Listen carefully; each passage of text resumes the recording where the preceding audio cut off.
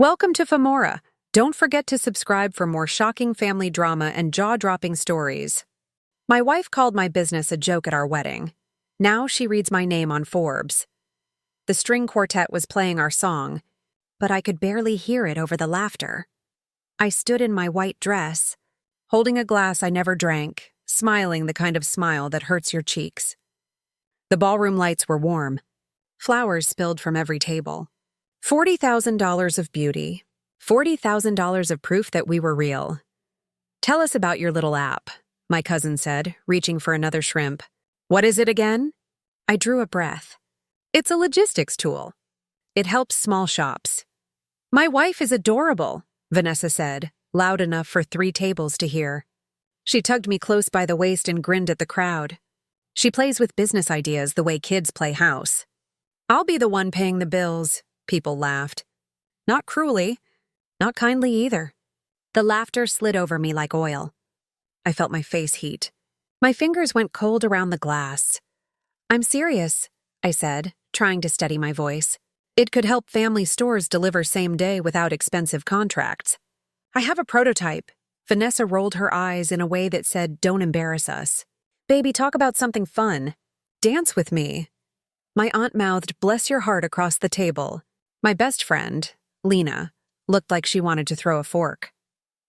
Later that night, while Vanessa popped champagne in a hotel suite with her friends, I sat alone on the balcony in my wedding dress. The city hummed under me, cars, voices, a siren far away. I pressed my palms to the cool rail and whispered, you will not be a joke. The dress was heavy. The promise was heavier. I took off my shoes and stood barefoot on the tile until the heat left my face. Inside, they shouted for me to come take pictures. I wiped my eyes, walked back in, and smiled so nobody would know my vow had already started. It turned out the vow was harder than the wedding. Vanessa didn't scream. She made jokes. How's your empire, CEO? She'd say when she saw me coding at 2 a.m., blue light on my face. Should I hold a board meeting for your 3 imaginary customers? I worked a part-time job at a copy shop to buy server time and cheap coffee. At night, I drew wireframes and watched free lectures. The app crashed a lot. I crashed more. I hid my panic under lists, bug fixes, features, calls to make, shops to visit. Lena came over with noodles and a highlighter. Stop asking for her approval, she said. Build it for yourself. Build it for all the women who get laughed at in rooms like that. I need money to build it, I said. Then sell it before it's pretty, she said. Pretty can wait. Value can't. We walked block to block asking small stores what they hated most about delivery. A grocer with tired eyes said, I can do the orders. I can't do the routes, a florist said. I lose money on last-minute couriers. A baker waved floury hands and said, if I could bundle runs, I'd survive summer. I went home and hacked until dawn. My first pilot was ugly, but the routes were efficient. The grocer signed up. Then the florist. Then the baker. My phone pinged with real orders. I stared at the screen like it was a sunrise. When Vanessa found out I had moved a small sum from our joint savings to pay 2 couriers, she threw the bank printout on the table. You took our money for your toy? It wasn't rent money, I said. It was the vacation fund. She laughed, bright and sharp. You just saved us from a boring trip. You are not risking our life for an app. I'm building our future, I said. No, she said. I am our future. That night I slept on the couch on purpose to practice being alone. The silence felt like a hand on my throat. I kept breathing until it felt like air again. We didn't explode. We eroded. When Vanessa gave me the divorce papers, her lipstick looked perfect. You'll thank me, she said. When this fails, you'll be happy you have half.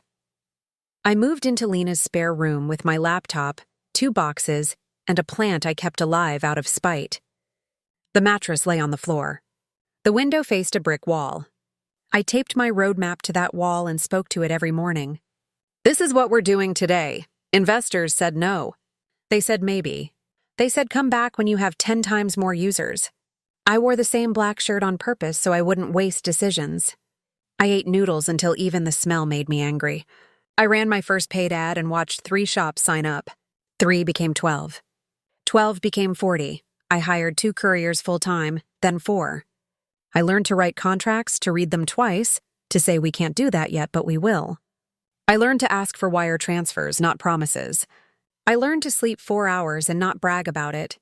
One investor, an older woman named Farida, listened without checking her phone. She asked hard questions and didn't flinch when I showed her the ugly parts. At the end, she said, "Fine, I'll write the first check. Don't make me regret it." "I won't," I said, and meant it with my whole body. The money didn't change everything. It changed enough. We hired a real engineer to join me. The app stopped falling down when someone sneezed. We added live tracking and batch pricing. Shops could see their savings in a clear line. They liked clear lines.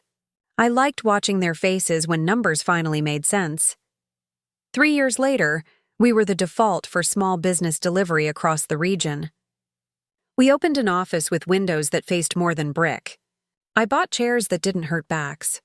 I put plants everywhere so the air would feel less tired. My team sent me memes of our origin story. Me in a dress on a balcony, swearing at the night. I kept the dress in a bag in my closet like a relic.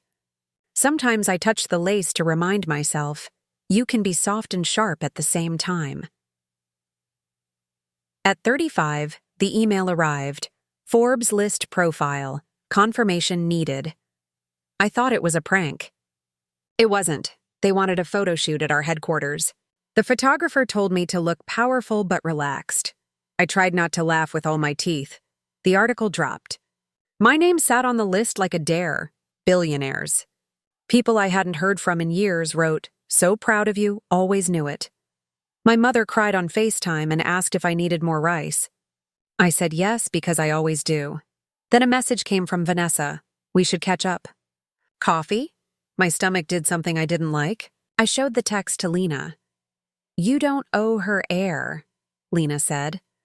"I want to know what the face of my past looks like now," I said. We met at a cafe that smelled like cinnamon and new paint. Vanessa wore a blazer that had been nice once. Her eyes were tired in a way makeup can't fix. "You look incredible," she said, hugging me like we never had lawyers. "I always knew you had potential." "I remember other words," I said. She flinched, then smiled with too many teeth. "I was young. I didn't mean it." Silence sat between us like a third person. She stirred a coffee she didn't sip. "My investments went bad," she said finally. "I misread the market." She laughed without humor. "I misread a lot of things." I listened. My heartbeat was calm. "It surprised me. I could help you," she said quickly. "Par's a strategy. You know I'm good in rooms." We'd be great together again. Full circle felt like a trap. I looked at her hands. They were still pretty. I wondered if they had ever held anything that wasn't easy. "Do you remember our wedding night?" I asked. "When you told a room I was a joke?" "It was a joke," she said. "A bad one. Look at you now, you proved me wrong." "That's the point," I said softly. "I shouldn't have had to." Her eyes glossed. "Please," she said. "Give me a chance." Behind her, 2 teenagers laughed over a shared muffin. Their joy made the air lighter. My chest ached. Not from anger, from the weight of choosing the life I had built. "I don't hire people who mocked the foundation I stand on," I said. "Not even in PR." Vanessa's mouth trembled. "So that's it?" "That's respect," I said. "For my team. For the girl I was. For the women who believed before they had reason to." She looked away. "I was cruel." "You were careless," I said. "Cruelty is a habit. Carelessness is a choice." She covered her face with one hand, then dropped it. "I'm sorry," she whispered. "I hope you find work that heals you," I said. "I hope you become someone you would not laugh at." We stood at the same time. Chairs scraped. The cafe kept humming. Orders, milk steaming, the bell on the door. No soundtrack swelled. No audience applauded. I hugged her quickly for the woman I once loved, and for the woman I became because of her. Outside, the day was loud and bright. The driver opened the car door. A group of couriers on electric bikes zipped past wearing our blue jackets, laughing, radios chirping. One of them saw me and raised a hand. "Boss!" she yelled. Batch route worked. Saved 20 minutes. I grinned and gave her a thumbs up. She whooped and sped off. In the car, my phone buzzed with a photo from Lena. Our first office, a shoebox with 2 desks and a plant that leaned like it was tired of holding itself up. Under it, Lena wrote, "Remember when we thought 3 clients was a miracle?" I typed back, "It was. It still is." At the headquarters, the lobby screen showed live routes sketched across the city in thin green lines. Each line was a promise kept, a shop that survived, a delivery that arrived warm. My team waved as I walked in.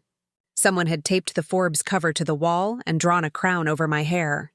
I pretended to scold them and secretly took a picture for my mother. I went to the window and pressed my palm to the glass. The city pulsed, tiny humans moving packages and hopes.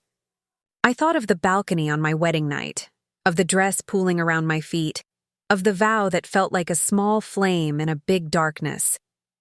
Vanessa had tried to blow it out with a laugh. She didn't know fire loves wind. I opened my laptop and approved a grant for a group of girls building a robotics club at a public school. I added a note, "You don't need permission to be serious." Build the thing! I hit send and felt the old ache ease. People think the best revenge is a list with your name on it. It's not. The best revenge is waking up without needing revenge. It's moving through your day making the world slightly less chaotic than you found it. It's peace that doesn't brag. At night, I walked the floor before heading home, checking chargers, saying goodnight, straightening a framed photo that was a little crooked. Little things hold up the big things. When I turned off the last light, my reflection stared back from the glass. Older, steadier. A woman who had been laughed at and kept building anyway. Good work, I told her. Her mouth moved with mine. Tomorrow again. If your wife mocked your dreams in front of everyone at your wedding, would you forgive her when she begged years later? Comment below. I'd love to hear your thoughts. Thank you for watching. If you enjoyed this video, make sure to hit the like button and subscribe for more family drama stories. See you in the next video.